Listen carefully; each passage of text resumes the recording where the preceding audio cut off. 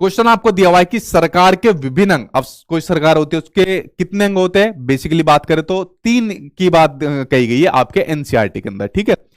वो होता है आपका विधायिका, कार्यपालिका और न्यायपालिका, ये सरकार के तीन अंग होते हैं।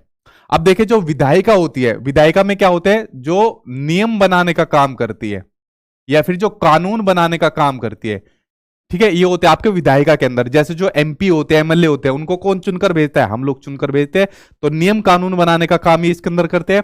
दूसरा होता है कार्यपालिका, जो नियम कानून को लागू कराने का काम करते हैं। ऐसे लोगों का समूह होता है जो इनको लागू कराने का काम करता है। कौन लागू कराता है इनको, नियम कानून को राष्ट्रपति लागू कराता है, ठीक है। राष्ट्रपति के अलावा आपके राज्यपाल भी आपके लागू कराते हैं।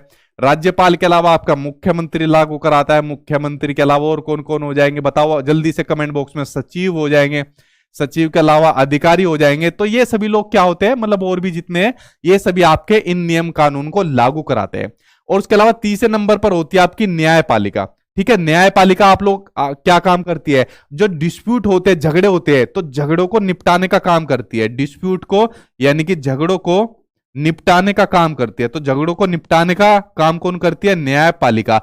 और उसके अलावा हिंसा को कम करने का भी काम कौन करती है, अपराध को कम करने का काम कौन करती है, न्यायपालिका करती है। जैसे हाई कोर्ट हो गया, सुप्रीम कोर्ट हो गया, फिर हमारे डिस्ट्रिक्ट कोर्ट हो गए, ये हमारे न्यायपालिका के अंतर्गत आते हैं, ठीक है। तो इसने पूछा है तो जो सरकार के तीन अंग है, इनके बीच में शक्ति का जो डिस्ट्रीब्यूशन होता है उसको क्या कहा जाता है। तो इनके बीच में जो शक्ति होती है, जो पावर होती है, उसके डिस्ट्रीब्यूशन को कहा जाता है हॉरिजॉन्टल डिस्ट्रीब्यूशन कहा जाता है, यानी शक्ति का क्षैतिज वितरण इसको कहा जाता है। जहां पर एक लेवल पर जो सरकार के विभिन्न अंग है वो उनके विभिन्न विभिन्न पावरों का प्रयोग कर सकते हैं, ठीक है। तो आंसर आपका फर्स्ट आंसर आपका सही हो जाएगा।